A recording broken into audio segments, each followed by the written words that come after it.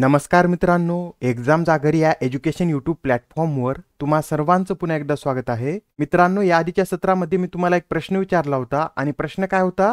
तर आंतरराष्ट्रीय नागरी विमान वाहतूक संघटनेत भारताच्या प्रतिनिधी म्हणून कोणाची नियुक्ती करण्यात आली आहे? या प्रश्नाचं योग्य उत्तर आहे पर्याय क्रमांक 1 म्हणजेच अंगशुमाली रस्तोगी यांची आंतरराष्ट्रीय नागरी विमान वाहतूक संघटनेत भारताच्या प्रतिनिधी म्हणून नियुक्ती करण्यात आलेली आहे. आणि त्यांनी आता शेफाली जुनेजा यांची जागा घेतलेली आहे व त्या 3 वर्षासाठी या संघटनेत भारतातर्फे कार्य करणार आहेत.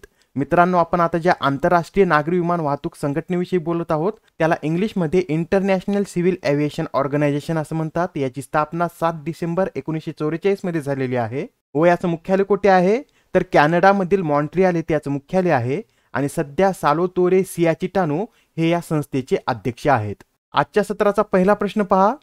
27व्या वरिष्ठ महिला राष्ट्रीय फुटबॉल स्पर्धेचं विजेतेपद कोणत्या राज्याच्या संघाने पटकावलं आहे? तर आता या 27व्या वरिष्ठ महिला राष्ट्रीय फुटबॉल स्पर्धेचं विजेतेपद तामिळनाडूने पटकावलेलं आहे आणि तामिळनाडूने अंतिम सामन्यामध्ये हरियाणाला हरवून ही स्पर्धा जिंकलेली आहे. ही जी स्पर्धा होती यामधील अंतिम सामन्याचं आयोजन कुठे करण्यात आलं होतं? तर अमृतसर येथील गुरु नानक स्टेडियमवर याचं आयोजन करण्यात आलं होतं. आणि मित्रांनो, तामिळनाडूने आता ही स्पर्धा दुसऱ्यांदा जिंकलेली आहे. याआधी सुद्धा 2018 मध्ये तामिळनाडूने ही स्पर्धा जिंकलेली आहे. तसेच या वरिष्ठ महिला राष्ट्रीय फुटबॉल स्पर्धेमध्ये प्रथमच लडाख मधील महिला संघाने सुद्धा सहभाग नोंदवलेला आहे. प्रश्न क्रमांक 2 पहा. भारतातील कोणती बँक ही बाजार मूल्यानुसार जगातील 34 सर्वात मोठी बँक बनली आहे? अत्यंत महत्वाचा प्रश्न आहे. तर आता भारतामधील HDFC बँक ही बाजार मूल्यानुसार जगातील 34 सर्वात मोठी बँक बनलेली आहे. आता अलीकडेच काय झालेलं आहे? तर 1 जुलै रोजी HDFC बँकेमध्ये तिची पॅरेंट कंपनी म्हणजेच HDFC लिमिटेडला या बँकेमध्ये विलीन करण्यात आलेला आहे आणि त्यानंतर आता HDFC बँक ही बाजार मूल्यानुसार भारतातील सर्वात मोठी व जगातील 34 सर्वात मोठी बँक बनलेली आहे. यामध्ये HDFC बँकेने आता चीनच्या ॲग्रिकल्चर बँक आणि चायना कन्स्ट्रक्शन बँकेला सुद्धा मागे टाकलेला आहे. आपल्या HDFC बँकेच्या आधी 3 क्रमांकावर कोणत्या बँका आहेत? तर पहिल्या क्रमांकावर JP मॉर्गन चेस आहे, दुसऱ्यावर ICBC आहे व तिसऱ्या क्रमांकावर बँक ऑफ अमेरिका आहे. आता आपल्या HDFC बँकेचे एकूण बाजार मूल्य किती झालेलं आहे? तर $172 अब्ज इतकं या बँकेचं बाजार मूल्य झालेलं आहे. व मित्रांनो, ही बातमी अत्यंत महत्त्वाची का आहे? तर प्रथमच एका भारतीय बँकेने जगातील सर्वात मोठ्या बँकेच्या यादीत पहिल्या 10 मध्ये स्थान पटकावलेलं आहे. आता या विलिनीकरणाविषयी सुद्धा आपण थोडक्यात माहिती पाहून घेऊया. हे जे विलिनीकरण आहे याची घोषणा 4 एप्रिल 2022 रोजी करण्यात आली होती आणि या विलिनीकरणामध्ये HDFC लिमिटेड या मेन कंपनीला HDFC बँक या उपकंपनीमध्ये विलीन करण्यात आलेला आहे आणि अशा प्रकारच्या विलिनीकरणाला रिव्हर्स मर्जर असं म्हणतात. या विलिनीकरणानंतर HDFC बँकेने बाजार भांडवलाच्या बाबतीत स्टेट बँक ऑफ इंडिया आणि ICICI बँकेला सुद्धा मागे टाकलेला आहे. आणि आता भारतातील कंपन्याचा विचार करायचा झाला तर बाजार भांडवलानुसार रिलायन्स इंडस्ट्री हे पहिल्या क्रमांकावर आहे आणि HDFC बँक ही दुसऱ्या क्रमांकावर आहे. आता या विलिनीकरणानंतर HDFC बँक ही 100% सार्वजनिक भागधारकाची मालकी असणारी कंपनी बनलेली आहे आणि HDFC लिमिटेडच्या भागधारकांची या बँकेमध्ये किती टक्के मालकी असणार आहे? तर 41% मालकी असणार आहेत. व आता या विलिनीकरणानंतर HDFC लिमिटेडच्या 25 समभागांसाठी HDFC बँकेचे 42 शेअर्स देण्यात आलेले आहेत.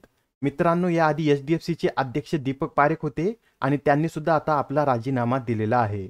HDFC लिमिटेड म्हणजेच हाऊसिंग डेव्हलपमेंट फायनान्स कॉर्पोरेशनची स्थापना कधी करण्यात आली होती? तर 1977 मध्ये याची स्थापना करण्यात आली होती व ही जी संस्था आहे ही पहिल्या अशा काही संस्थांपैकी एक संस्था आहे ज्यांना प्रथमच RBIने खाजगी क्षेत्रात बँक स्थापन करण्याची तत्वता मान्यता दिली होती. त्यानुसार HDFC बँक ऑगस्ट 1994 मध्ये HDFC बँक लिमिटेड या नावाने स्थापन करण्यात आली होती आणि तिचे नोंदणीकृत कार्यालय मुंबई येथे आहे आणि या बँकेने जानेवारी 1995 मध्ये शेड्यूल कमर्शियल बँक म्हणून कामकाज सुरू केलेलं आहे. एवढे सर्व पॉइंट नोट करून घ्या, एक एक पॉइंट अत्यंत महत्त्वाचा आहे. प्रश्न क्रमांक 3 पहा. भारतातील पहिली हायड्रोजनवर चालणारी ट्रेन कोणत्या राज्यात सुरू करण्यात येणार आहे? तर आता भारतातील पहिली हायड्रोजनवर चालणारी ट्रेन हरियाणा राज्यामध्ये सुरू करण्यात येणार आहे व ही जी ट्रेन आहे ही हरियाणामधील जींद ते सोनीपत या 2 स्थानकादरम्यान धावणार आहे. मित्रांनो, याबरोबरच हे सुद्धा लक्षात ठेवा, हायड्रोजनवर चालणारी ट्रेन सुरू करणारा पहिला देश जर्मनी आहे तर आशियामध्ये हायड्रोजनवर चालणारी ट्रेन सुरू करणारा चीन हा पहिला देश आहे. तसेच आता आपण इथे रेल्वेविषयी बोलत आहोत, तर अलीकडेच आता पंतप्रधान नरेंद्र मोदी यांनी 27 जून रोजी 5 वंदे भारत एक्सप्रेस सुरू केलेले आहेत आणि या 5 वंदे भारत एक्सप्रेसमध्ये गोवा, बिहार आणि झारखंड या 3 राज्यांना सुद्धा आपली पहिली वंदे भारत एक्सप्रेस मिळालेली आहे। मित्रांनो, या 5 वंदे भारतमध्ये मध्य प्रदेशमध्ये 2 वंदे भारत सुरू झालेले आहेत आणि या ज्या वंदे भारत आहेत या राणी कमलापती ते जबलपूर आणि खजुराहो ते इंदूर अशा धावणार आहेत आणि तिसरी जी वंदे भारत आहे ही मडगाव ते मुंबई दरम्यान धावण्यात येणार आहे आणि या वंदे भारत एक्सप्रेसद्वारे महाराष्ट्राला गोव्याशी जोडण्यात आलेला आहे। चौथी वंदे भारत एक्सप्रेस ही कर्नाटकमध्ये सुरू करण्यात आलेली आहे आणि 5वी वंदे भारत एक्सप्रेस ही हाटिया ते पाटणा या 2 स्थानकांना जोडणार आहे आणि ही जी वंदे भारत एक्सप्रेस आहे ही झारखंड आणि बिहार या 2 राज्यांना देखील जोडणार आहे। प्रश्न क्रमांक 14 पहा, भारतीय भूवैज्ञानिक सर्वेक्षणाने कोणत्या राज्यात भारतातील सर्वात मोठी नैसर्गिक कमान शोधली आहे? तर आता ही जी कमान आहे ही कमान ओडिशा राज्यामध्ये शोधण्यात आलेली आहे आणि ओडिशामध्ये सुद्धा कुठे, तर ओडिशामधील सुंदरगड वन विभागाच्या कनिका रेंजमध्ये ही नैसर्गिक कमान शोधण्यात आलेली आहे आणि आता या कमानीला जिओ हेरिटेज टॅग देण्याचा प्रस्ताव सुद्धा GSI ने मांडलेला आहे। मित्रांनो, आपण आताच अलीकडेच भारतीय भूवैज्ञानिक सर्वेक्षणाविषयी सुद्धा माहिती पाहिलेली आहे। या संस्थेची स्थापना 1851 मध्ये करण्यात आलेली आहे व नुकतीच आता या संस्थेचे डायरेक्टर जनरल म्हणून कोणाची नियुक्ती करण्यात आलेली आहे हे खाली कमेंटमध्ये नक्की सांगा। आणि अजून एक अशाच प्रकारची न्यूज पहा, आता अलीकडेच नेदरलँड देशामध्ये पुरातत्व शास्त्रज्ञांनी 4000 वर्षे जुने अभयारण्य शोधून काढलेलं आहे। एक्झाम मध्ये तुम्हाला यावर डायरेक्ट 1 लाइनर प्रश्न असा विचारला जाऊ शकतो की अलीकडेच कोणत्या देशामध्ये 4000 वर्षे जुने अभयारण्य शोधण्यात आलेलं आहे? तर हे जे अभयारण्य आहे हे नेदरलँडमध्ये शोधण्यात आलेलं आहे आणि हे अभयारण्य आकाराने 3 फुटबॉल मैदाना एवढे आहे। प्रश्न क्रमांक 5 पहा, भारतातील सर्वात मोठ्या खाजगी रेल्वे कोच फॅक्टरीचे उद्घाटन कोणाच्या हस्ते करण्यात आले आहे? तर आता भारतातील सर्वात मोठ्या खाजगी रेल्वे कोच फॅक्टरीचे उद्घाटन के चंद्रशेखर राव यांच्या हस्ते करण्यात आलेलं आहे। के चंद्रशेखर राव कोण आहेत? तर हे तेलंगणाचे मुख्यमंत्री आहेत आणि ही जी फॅक्टरी आहे ही फॅक्टरी सुद्धा तेलंगणा राज्यामध्येच आहे। तुम्हाला असा सुद्धा प्रश्न विचारला जाऊ शकतो की भारतातील सर्वात मोठ्या खाजगी रेल्वे कोच फॅक्टरीची स्थापना कोणत्या राज्यामध्ये करण्यात आलेली आहे? तर तेलंगणा राज्यामध्ये करण्यात आलेली आहे आणि तेलंगणामध्ये कुठे? तर तेलंगणातील रंगारेड्डी जिल्ह्यातील शंकरपल्ली मंडलातील कोंडाकल येथे या फॅक्टरीची स्थापना करण्यात आलेली आहे।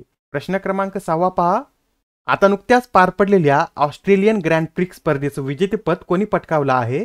तर या ऑस्ट्रेलियन ग्रँड प्रिक्स स्पर्धेचं विजेतेपद मॅक्स वर्स्टापेन यांनी पटकावलेलं आहे। त्यांचा आता या हंगामातील सलग 5वा विजय आहे। त्यांनी याआधी Canadian grand prix, Spanish grand prix, Monaco grand prix आणि बहरीन ग्रँड प्रिक्सचं सुद्धा विजेतेपद पटकावलेलं आहे।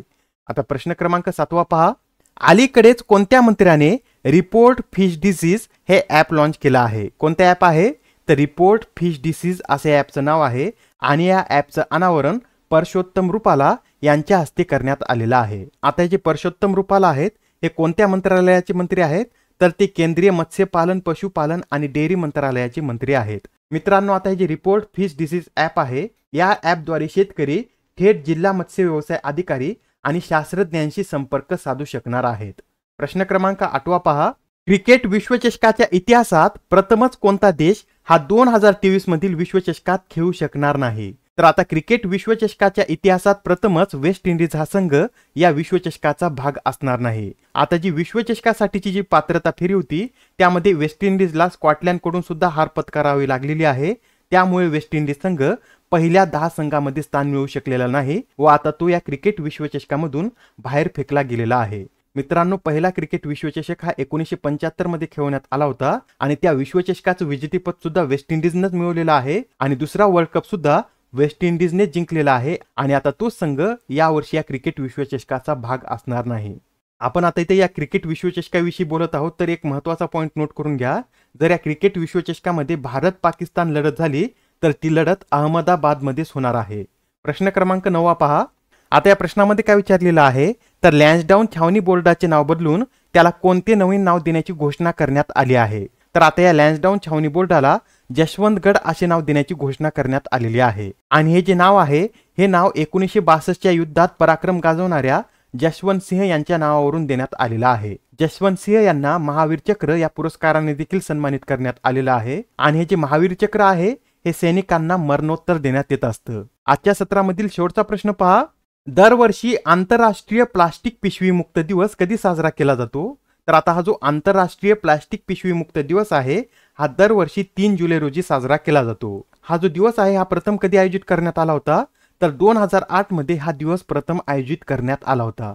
याबरोबरच 2 जुलै रोजी जागतिक क्रीडा पत्रकार दिन साजरा केला जातो. आजच्या सत्रामधील तुमच्यासाठीचा प्रश्न पहा, कोणत्या संस्थेद्वारे वर्ल्ड ऑफ वर्क रिपोर्ट प्रकाशित करण्यात आलेला आहे? आता या प्रश्नाचं उत्तर कमेंटमध्ये देण्याचा प्रयत्न करा. उत्तर चुकलं तरी काही हरकत नाही. पुढच्या सेशनमध्ये आपण याचं योग्य उत्तर पाहणार आहोत आणि तुम्हाला या प्रश्नाचं योग्य उत्तर कळाल्यानंतर हा प्रश्न तुमच्या दीर्घकाळापर्यंत लक्षात राहील. तर आता पुन्हा भेटूया. धन्यवाद.